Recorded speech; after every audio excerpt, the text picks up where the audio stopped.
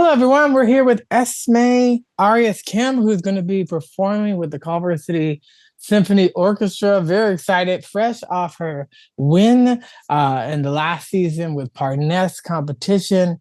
The competition being 50 years old, the symphony being 60 years old. Super excited to be able to talk about the repertoire and what she's going to be playing with the symphony, but also more importantly, just to get a mini profile and get to know her for our listening audience around the world. So, welcome, Esme. How are you? I'm good. Doing well. How are you? I'm great. I'm great. Now, you were saying to me in the last couple of weeks, we've been playing some phone tag, that you were at a festival this last weekend, correct? That's right. I was at the Perlman Music Program Suncoast Winter Residency Program in Sarasota, Florida. Very cool. Well, I'm sure nice to be in Florida, some great weather, even though California has amazing weather as well. Well, let's start off with just your full name, age, school, like your background, and what Mhm. instrument you play. I'm Esme Arias-Kim. I'm a violinist from Chicago, and I'm currently studying at the Colburn School of Music in downtown Los Angeles. Excellent. And okay, so you were at the festival, and tell us what that festival was, what you were doing there, what you saw. The festival I was just at is sort of an extension of the Perlman Music Program summer program. It is a program that consists of a lot of solo playing, chamber music. We even sing. There's orchestra, and it was all founded by Toby Perlman. And so it was an incredible experience just to be able to see both old friends and meet new friends and work with the incredible faculty there, including Mr. Itzhak Perlman.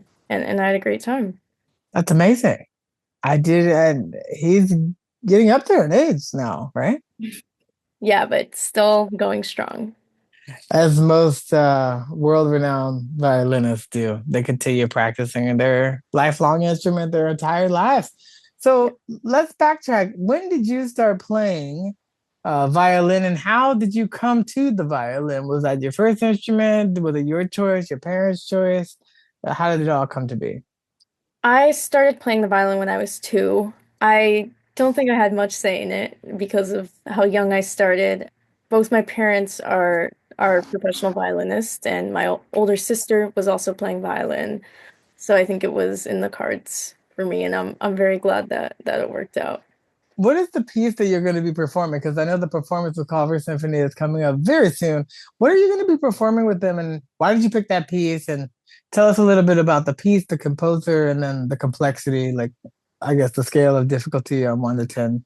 hmm I'll be playing the Barber Violin Concerto with the Culver City Symphony, which I'm super excited about. Ever since I learned it a couple summers ago, I've just been wanting to perform it with an orchestra. It's a piece that it really, when you listen to it, the first thing that strikes you about it, I think, is just the scope of it.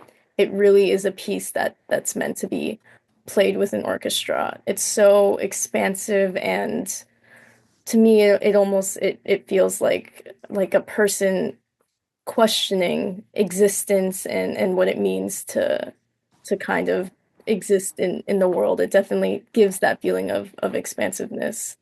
Samuel Barber, he's a great American composer, and I think his music is so beautiful and also very personal. And I'm very excited to put this piece together with such a wonderful orchestra. American composer being a newer, I guess, country compared to some of the older countries of Europe, was this something from the last century? Yes, yes. It's definitely not a new piece, but not as old as a lot of the violin concertos that we think of, like Tchaikovsky or any Mozart, or it's from another time, and I think you can really hear that in the music. Yes, as you start to hear a little bit of modern influence in there. And so you talked about the great Perlman as obviously an influence on violin, world renowned, one of the top known violinists over the last, 50, 60, 70 years. But who did you listen to in preparing this piece? Like who were your go-to, the recordings that you liked? Well, I love his recording of this concerto. I love Isaac Stern's recording. There's a lot of great recordings of this piece out there. And also very different. Everybody seems to have a different take on what the music means.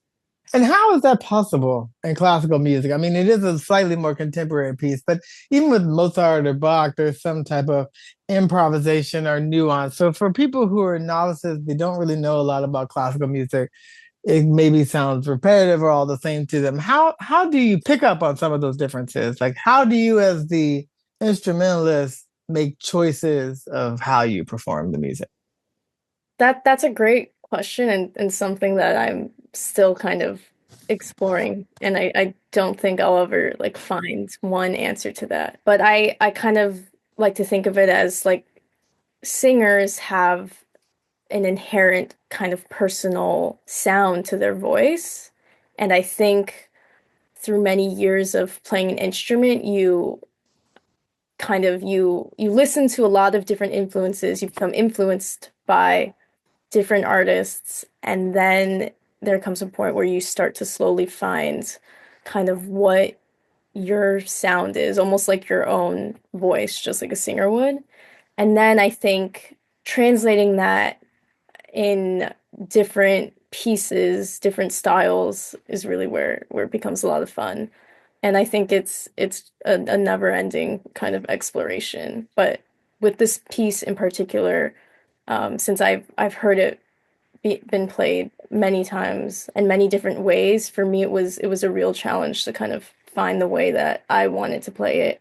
But I think it comes down to just very subtle ways to kind of bring out what how you think the music should sound, whether that's through timing. I like to often compare playing music to both singing and just also speaking in general. Everybody has a different kind of tone and a different kind of cadence when they talk, and I think music is just the same. Definitely. Yeah. I remember in the last competitions when the violins, we had all violinists win your cohort that year. And the conductor of the orchestra, Clyde, said they sang that day as instruments. The violins really sang that day. So with that, you play your instrument solo, you play it with the accompanist live at the adjudication. You also do it with the accompanist live on the recording for YouTube that's submitted. So kind of walk us through, would you say it's on par, the YouTube audition versus the live, or do you feel like the live component elevates or changes the experience? I think the live component, just the feeling of playing it for other people, definitely changes how I kind of perform in the moment that it happens. With recordings, when you're just recording to a camera, it's not the complete full, I guess, way or experience, I feel like, of the music. I feel like music is meant to be shared, and to have the opportunity to do that for people is kind of, I think, the greatest way to share your music. And it definitely, I think, made a difference on, I guess, just how connected I felt to the music, and then also the desire to share that with a live audience. Definitely. I mean, live is there are no do-overs. There are no edits on the live the same way, for sure. So then, as you continue through your career, like what is next for you? Is it more competitions? Is it more, practicing for other concerts? Like what's on the horizon for you? I have a couple of performances coming up. I have a recital in Chicago in a couple of months. I'm also preparing the Vivaldi Four Seasons to play with an orchestra back in Chicago as well. So that's kind of like the immediate kind of things that are coming up that I think of. And then I guess thinking more just in general of having a life in music, I would just love to continue learning different works. I would love to keep playing chamber music. That's like one of my favorite things, and ways to explore music. But yeah, I think right now I'm at the age where I want to try everything, whether that be, solo playing, which is also one of my favorites as well, playing in orchestra, even teaching. I think it's there's so many ways to explore and enjoy music. And as you're preparing these types of pieces, the Vivaldi or this piece for the orchestra, what's your practice kind of look like? Is it hours of practice broken up into sections? Is it long form, short form, with yourself, with the accompanist, with the recordings? Like, what's your practice look like? When I'm preparing a piece with orchestra, I kind of like to think of it as like, how can I understand and kind of grasp the music in all different ways? So, whether that be visually by looking at the music without the violin and just and seeing what it looks like on the page, it's having the both mental and physical stamina to play through the entire piece, getting used to that kind of long duration, which is different than just playing a movement of a concerto. Definitely rehearsing with piano has been such an important aspect to getting me ready to playing with an orchestra. Studying the score, seeing how what the orchestra has influences how I play my own part. I think it's about accessing all different kinds of parts of all of your senses, both the listening, the visual aspect, the memorization, and then also just kind of your imagination and what you can, I guess, imagine all of the possibilities in the music to be. And then I guess as a younger person, I don't even know if I've asked any of the other contestants this question, but how do you feel about the world of classical music and the repertoire of classical music? I mean, it's such music from hundreds and hundreds of years ago, instruments that are hundreds and hundreds of years old that are made by master craftsmen. But do you feel as a younger person that it still has a lot of relevancy in 2026? I think this music that's been written from so long ago is so relevant, and I think it's as a young person, it's our responsibility to keep it relevant. I play the music that I should say I choose to play the music that I do because I it really speaks to me and I want to share that with other people.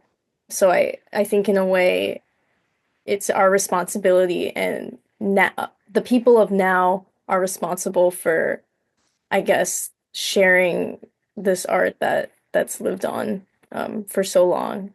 And then I think there's also another side of that where, yes, this music is incredible, timeless music, but there are also so many other new works from new composers, living composers that also needs to be shared as well. And I think that is also our responsibility as young musicians to keep new music alive as well. Yeah, definitely for the generations to come. So I love that. When I was a kid, I was introduced to a lot of classical music through movies and cartoons and video games and things like that. Was that similar to you, or was it mostly from actual recording since you came from a family of violins? I think my earliest memories of music are just hearing it being played in my house and I feel really lucky for that. I'll always associate music and what I do with a sense of family, I think, and a sense of home. I think that's one reason why I've continued to be drawn to it for so long. But there are I feel like now almost when I watch kind of older cartoons or like for certain movies, I notice all of the music that's in it and it makes me happy to kind of hear that now. Definitely. And yeah, there's nostalgia, but also there were just so many great studios and symphonies that were created for that, especially in Los Angeles. But Yeah. Chicago also is no stranger to having great symphonies too. So then from there, since your family, I believe your parents and possibly siblings play, have you played together with your family? I have. I feel like we don't play as much as we should, but every time we've done it, whether that be for like a gig back at home or any sort of concert, I've really enjoyed it. But definitely we talk a lot about music. That's always the topic of conversation at the dinner table. And so, if you weren't doing music, like outside of music, what are your other interests, hobbies, or other things you think you would also like to do, or you are doing? I love drawing. I love visual art, and I love actually having the music that I'm working on kind of inspire what I draw. I think I see a lot of connection between visual arts and music, and I often hear kind of in shapes and in colors, and I think it helps me process the music and kind of get to the truth of it. I love writing. I've been writing a lot of poetry recently. That's something I enjoy. And I also love to run as well, especially in nature, being in nature, hiking. Wow, that's all good things. They're very well rounded, and you're in a great city to be able to hike and to get out into nature in different forms. And the weather is good most of the year to be able to do that, except for the rain that was dumping on us for some reason the last 2 weeks. Yeah. Okay, so my last question I like to always ask different performers if you could give any advice, either it could be your own advice or the best advice ever given to you, to a newer person playing violin or doing classical music or working with symphonies, like what would you tell them? I guess in thinking about kind of like what I would tell my younger self or like now having gone through certain things, what I would yeah tell a younger person would be that I think the utmost reason that you should kind of always have for playing music is because it makes you feel happy or it makes you feel something. And I think it always has to come from a place of loving the music and wanting to do it. And I think if you kind of keep that always like as your core reason for why you're doing it, then things will work out for the way that they should.